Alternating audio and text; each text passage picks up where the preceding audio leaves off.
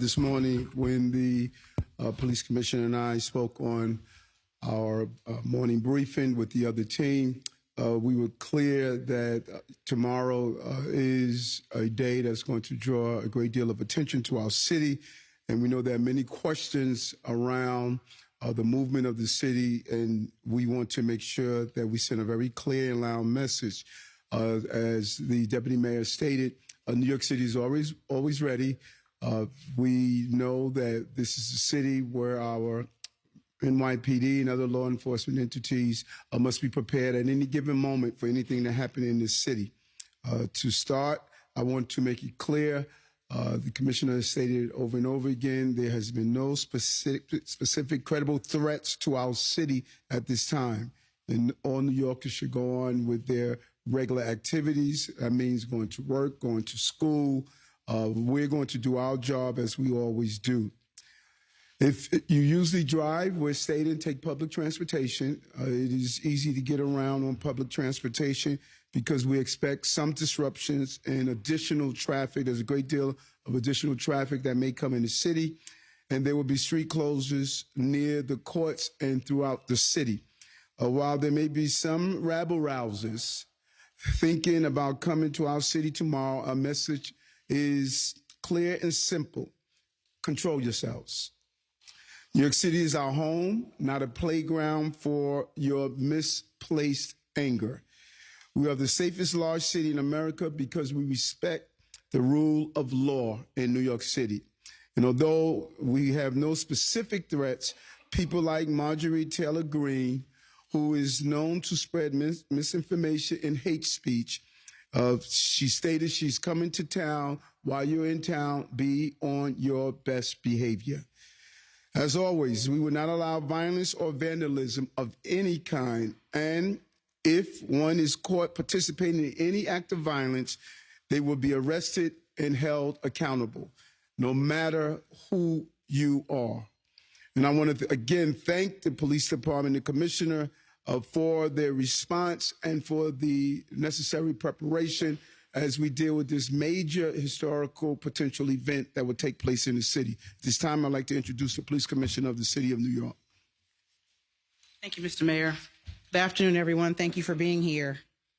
As always, the NYPD is prepared to ensure that everyone is able to have their voices heard peacefully while exercising their First Amendment rights.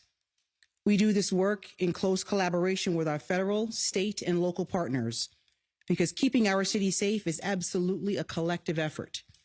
As the mayor stated, there are no credible or specific threats to New York City at this time. New Yorkers may see an increased police presence in parts of the city and should anticipate intermittent road closures over the next 2 days, particularly in Manhattan. To avoid delays, I too urge everyone to use mass transit when possible. As I said, our job is to facilitate and safeguard the rights of people to express themselves and those going about their daily activities. But I will remind everyone that violence and destruction are not part of legitimate, lawful expression, and it will never be tolerated in our city. The people we serve know this, just as they know that the NYPD will be out there today, tomorrow, and every day to make sure that they are safe. Thank you. Mr. Mayor? Sure. Well, we'll take some questions. Commissioner, has Marjorie Taylor Greene or anyone else for that matter put forward a permit, and has anyone been granted? So the permitting is actually done through City Hall, but I will say that anyone who protests is expected to express themselves peacefully and orderly. Is there an arrest or has there been an arrest in the powder incident involving the Arraignment office? That incident is still under investigation at this time. Commissioner or Mr. Mayor, have you noticed any movements at Port Authority or at the airport? Any influx of people that are coming in that you've noticed that are coming here for this event? Any estimate on that, or have you not seen it? We value our relationship with our partners, and we're in constant communication with them. So if they do see an influx of people or something out of the ordinary, they will contact us. At this time, we don't see that happening, but we will have real-time information if that does occur. Does anyone have specifics? I don't know if this is a question for you, Commissioner, or the Mayor, about where it's, I know you said intermittent road closures, but can we expect at a certain point how many blocks around the courthouse would be closed? Was the FDR driver, any of the highway when there's movement? I mean, will that information be shared with the public? So there are going to be rolling road closures. I'm sure you can understand based on the sensitivity of it. It's going to be moving, but we will make sure we have enough officers to facilitate transport throughout the city. There is one area close to Trump Tower that will have a road that is closed just to facilitate his transport. But beyond that, there'll be rolling road closures intermittently through the city. We're trying to have minimal amount of intrusion into city life.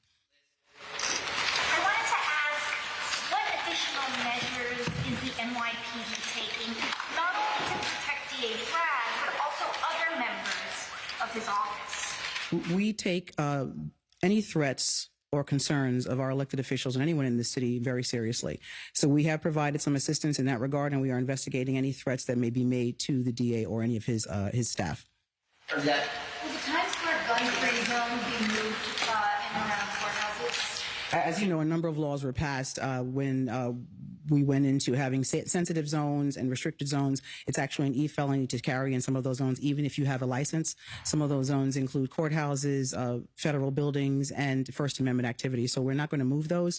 I think responsible gun ownership requires that you know what the laws are, where you are protesting, and we expect everyone to adhere to ours.